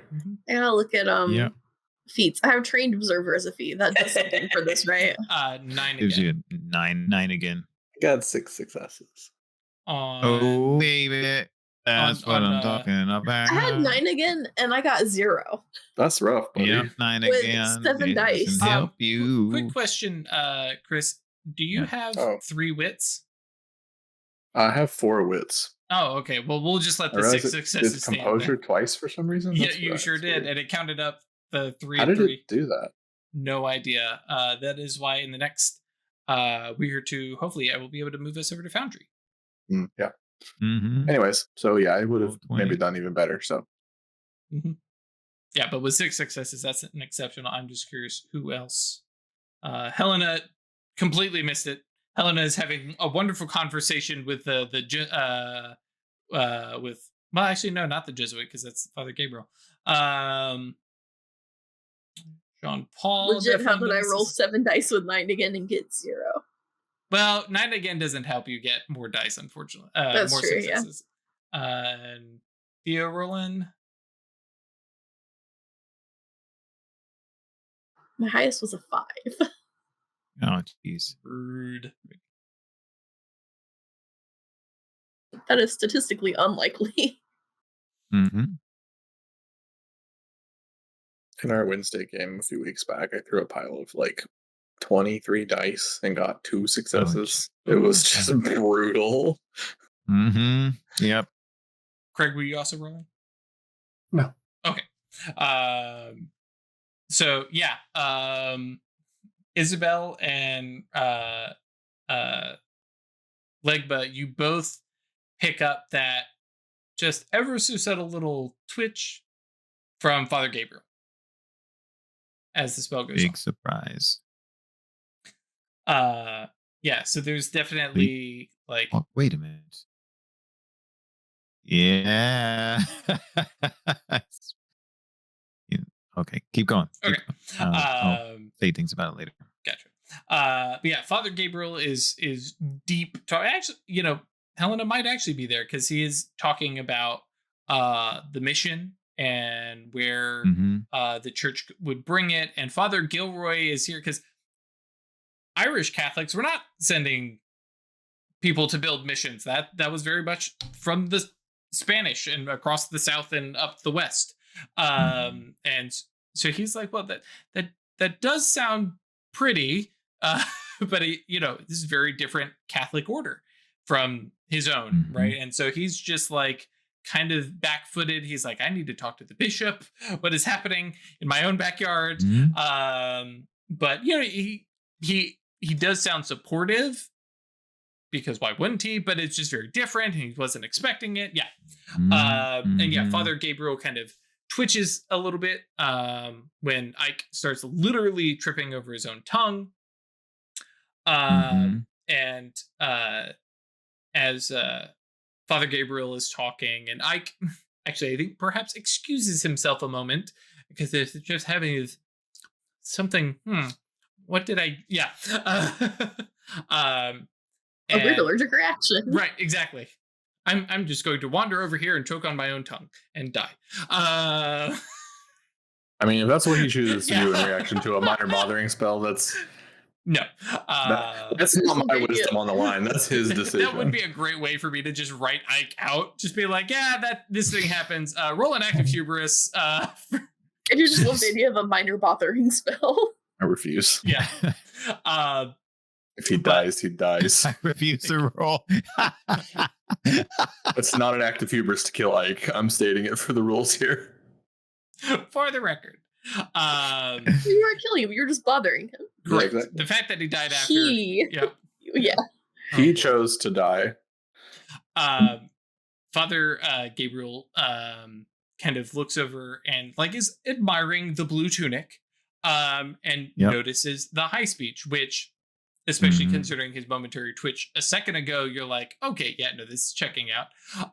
And is looking over and he's like, this is a gorgeous tunic. Was this made in town here? Yes. Are there others for sale, or you can see he's trying to nudge conversation out of you. He's trying to be personable. Yeah, I know he's being gregarious, but that particular question, right? He's not going to give away too much. Would you like me to make one for you?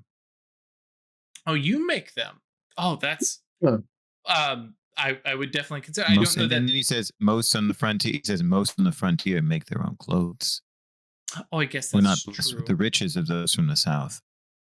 No, that would make sense. I did see the mill that is down there at the river, so I thought this would be a pretty industrious town. It's very interesting that you make the clothes yourself. And he says people are industrious, but we are not a center of industry.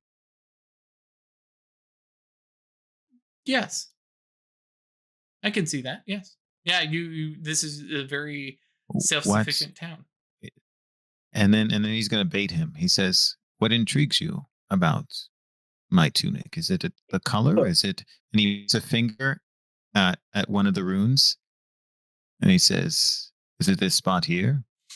Perhaps. Yeah. Father Gabriel, this spot here, to his credit, doesn't respond to that goading. He's like, no, the color, it stands out. It is very vibrant. And considering much of what, and he of course is in a, the Jesuit black smock. And he's like, that looks far more comfortable. And and bright, instead of what I'm used to seeing.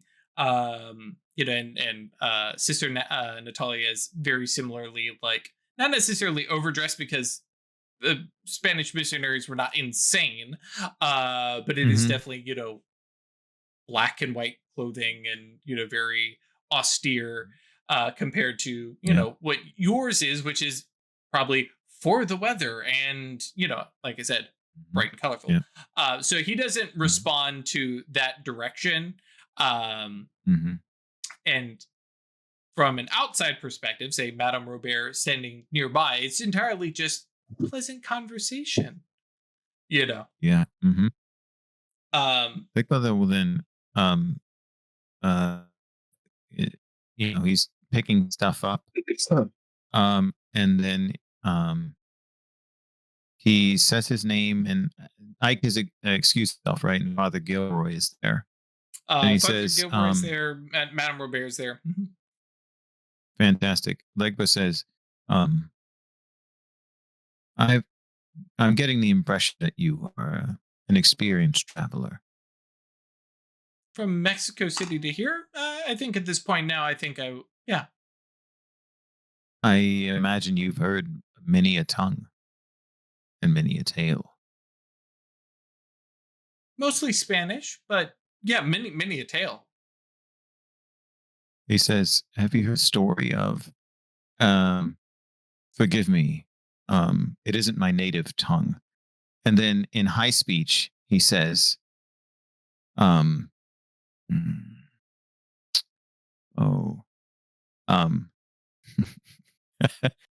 those who carry unwanted things to places they should not be. In high speech, right? So yes, he says it in high speech, considering he has influence, so he can use expression and the thing like tail. So Isabel just looks at the camera and gives a Jim Halpert look. Yep. Yeah, exactly.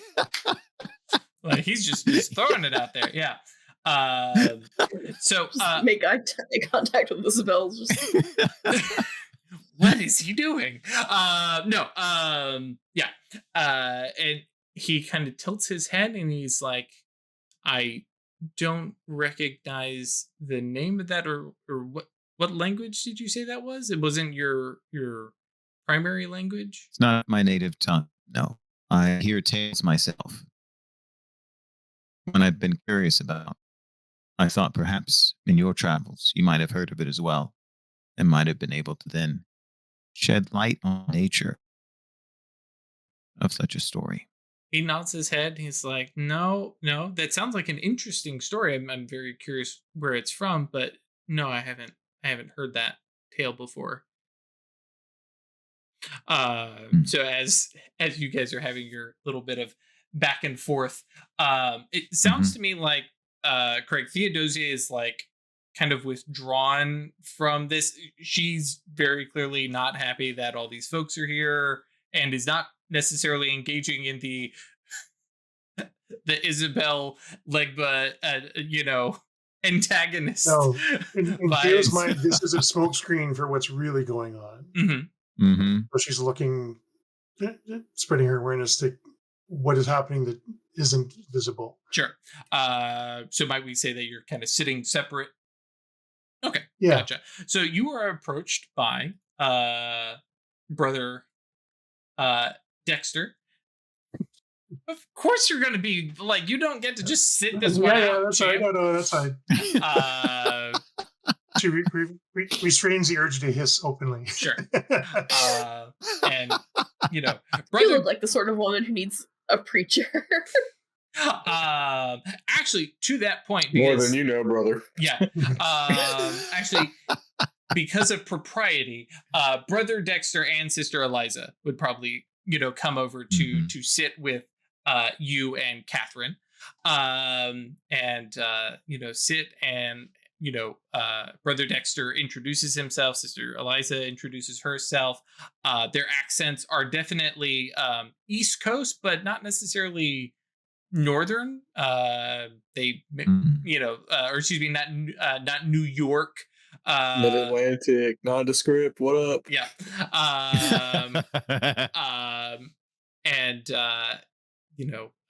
Imagine get your name and Catherine's names, are you completely like clamshelled up? No, she's polite, but definitely not friendly. Sure, that's what I expected.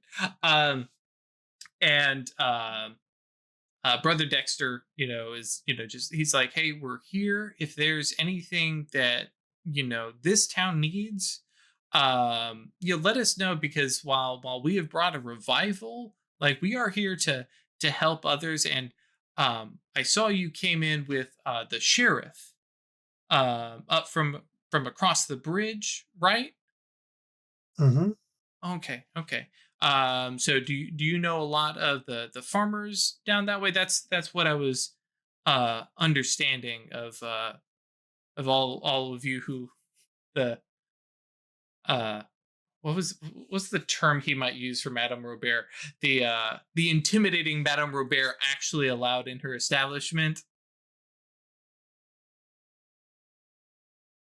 I'm sorry, I've lost the thread of what you were saying. You are If you're saying that I am somebody who sometimes is called upon to speak in behalf of the farmers, yes, that's a good way to put it. that is not an inaccurate statement. Okay. I'm just trying to understand who all is here besides, some of my uh colleagues, and like he's looking across the tavern at the Catholics. And Sister Eliza reaches over and gently like pats your like forearm and says, the Bible calls on us to care for orphans and widows. So we are just trying to be open and available. So if there are struggles that you are having, we want to be able to help. No, thank you. I'm quite fine and very comfortable in my life here. I must confess to some curiosity on what motivated you to come. I mean, we don't get a lot of travelers out here to Purgatory Bluff. Well, actually, the father had the right of it. I have been on this revival for. He kind of looks over to Eliza and she's like, 6 months now. Heading westward as far as we can reach until supplies end, and some of us, I don't know, may stake a claim. Kind of very dramatically says, and find a place out here, and I think some will return uh, back east when the fervor is gone. But this was just the next place on the way west. And I mean, let's be real. While we don't necessarily agree with the concept, a name like Purgatory, we just have to bring a revival to Purgatory. It's just calling out for it. And like Sister Eliza taps your arm again. Yeah, calling out across the aether. They're very subtle. Yeah.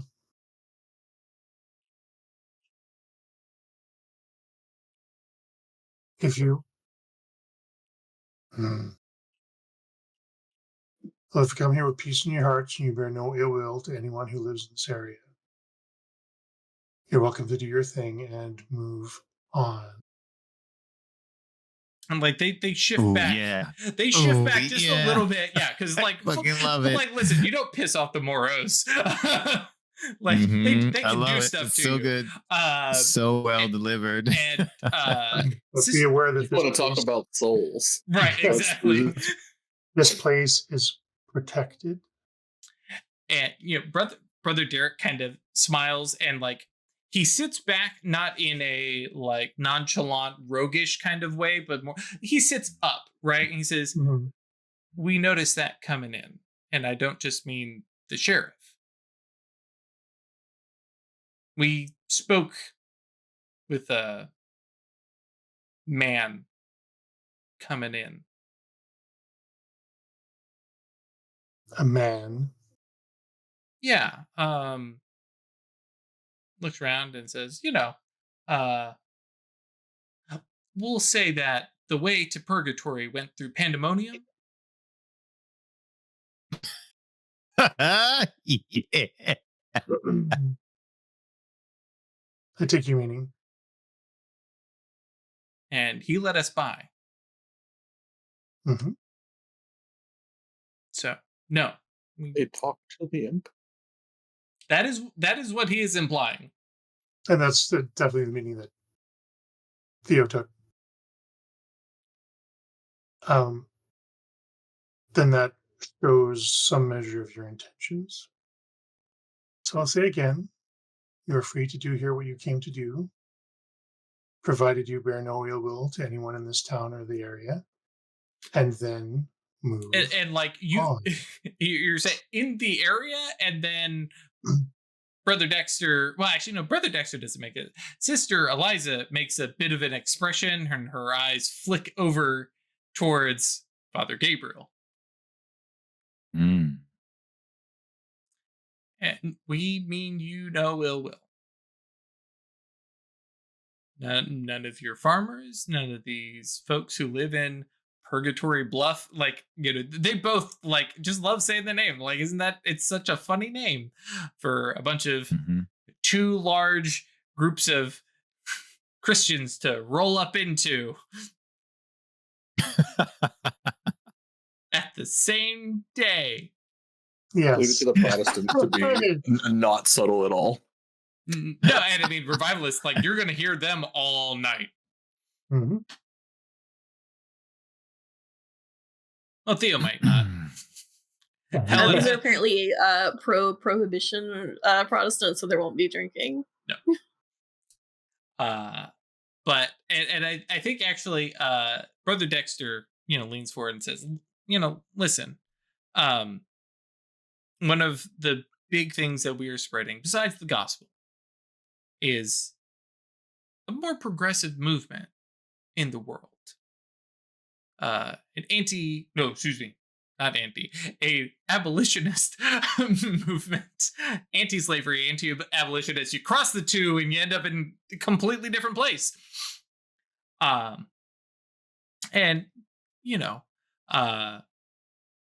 As more states enter the Union, we need to maintain that message as we head farther west. And if we want to see anything done about that problem. Well, if your message is about abolition, you'll find a receptive audience here. That's what we heard. Theo's not going to rise to that, but we'll file that away for later. I will point out there is there's probably several, but there is a significant loophole in the nature of the imp's protection. Mm-hmm. I think at this point, especially after the past decade, it's like, no, we all are very aware of these loopholes and we watch for them. Yes. Mm-hmm. And you're not associated with the Spanish missionaries at all? Oh, no, we were actually surprised to see them here. As I think they were of us. There will be peace between you? Oh, yeah. I don't think anybody wants problems or violence to arise in a town. Like, both Brother Derek and Sister Eliza are like, oh, we do not need mage rocket war going on in a town. That's paradox for everybody. Sheriff Isabel takes a rather dim view of troublemakers.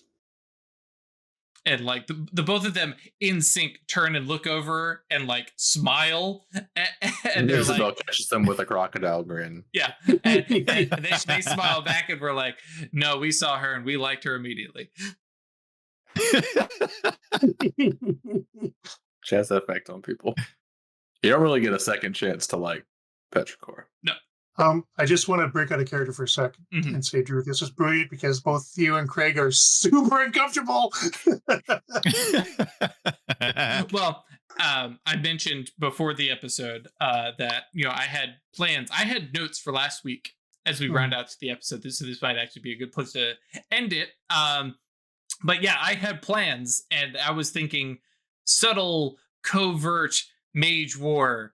And I was like, man, would it really be? So literally about 3 hours ago, I had Brainwave, Showers, shower realization and was like, scrap it all, I got no idea. And this is working out way better than I thought. The fact that y'all jumped onto Catherine's dream so hardcore, I'm like, okay, yeah, this is the right way to go. Again, know my audience. Yep. But yeah, so you all continue, and we'll actually probably pick up from here next time we play, because there's probably more for y'all to chat and kind of figure out who's up to what.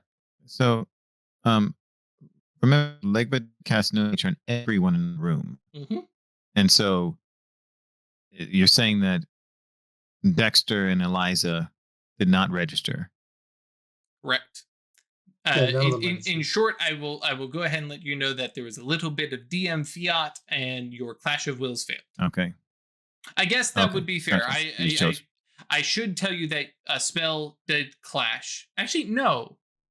Yes, yeah, because a mage knows if their spell clashes. They don't know what spell clashed. That's right. I was figuring they were probably veiled somehow. Yeah, so narratively coming back around, and again, it wasn't subtle, and that's why I didn't feel like bringing it up. Yes, there somewhere high power light under a bushel. Yep. Yeah, there's definitely some clashing that happened. What exactly the nature of the clash was, you don't know. Are these folks sleepwalkers? Are they mages? All of them clearly know the talk. Whether or not they are actually mages is the next question.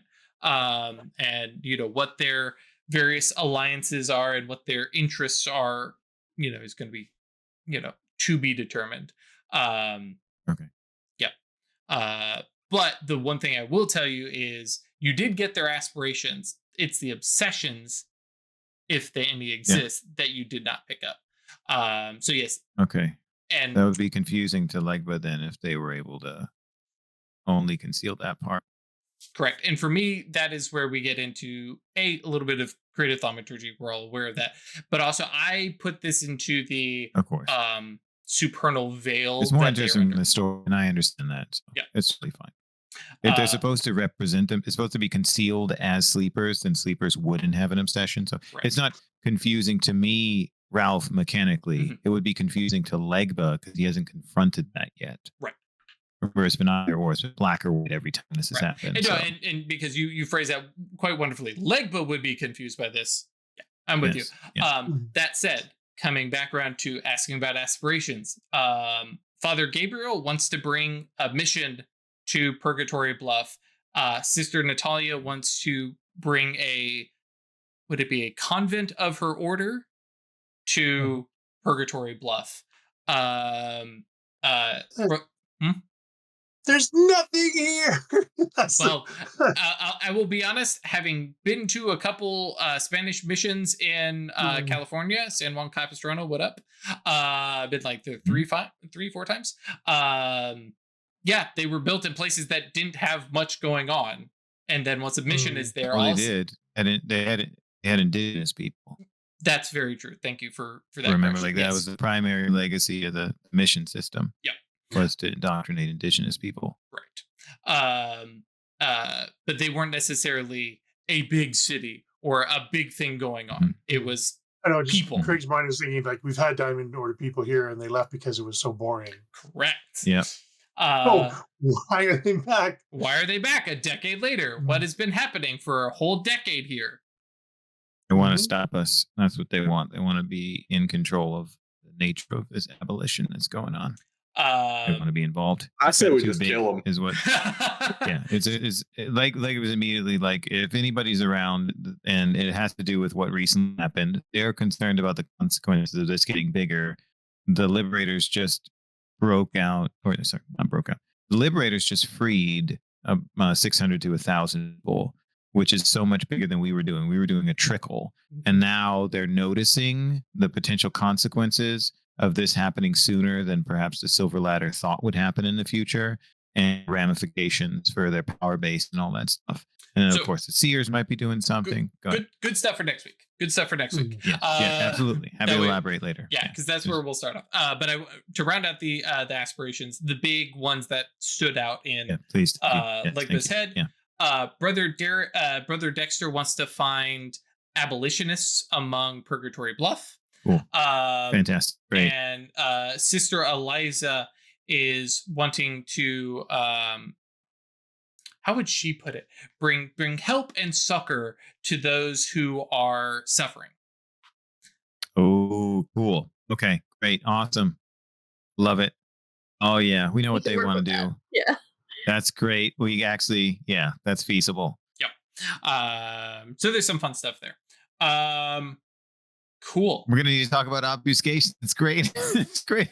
Like, look, one thing we do here is you don't lie about who you are. Yeah, and so especially not starting out on the right foot, everybody. Hey, last time the Diamond Order showed up, they did the same thing. They don't really learn their lessons. Yep. They don't. Well, to be fair, they did immediately seek you out. That's a good point. You know what? Actually, true. Sorry, what was it? Yeah, this time around they did, as opposed to last time where you kind of stumbled into them and they're like, "Hey, we're the bosses around here." Yeah, that's a good point. Okay, that is a sign of respect. All right, that's a credit to them. There will be more because right now this is all the daylight hours show. Yep. Come night, come the revival, come other stuff, then we can start seeing some of the covert, subtle mage machinations. Oh, this is going to be good. This is going to be real good. Somebody's going to get trapped in the mine. It's going to be so good. I'm curious to see, like, if they're influencing the townsfolk, or if because generally people don't go out after dark in Purgatory Bluff. No, they don't. So the nighttime revival, are they going to be influencing people to get people to show up, or? That'll be fun to see. Hey, it's all for next time. It's good stuff. The first night, nobody comes. Yeah, that's right. We're here. We're playing music. We got all these oil lamps going. It's bright and cheery. Where is everybody? And they look out from the top of Purgatory Bluff out towards the farm, and there's just this one blue lantern out in the farms, and they're like, "What is that?" Like, we shall not pass. So yes. Thank you all very much for joining us. Sounds like we have an adventure on our hands. If you want to join us, that's on our Discord. That's www.yeetinto.space. If you want to support us monetarily, even with our new release structure, that is www.staylucky.club.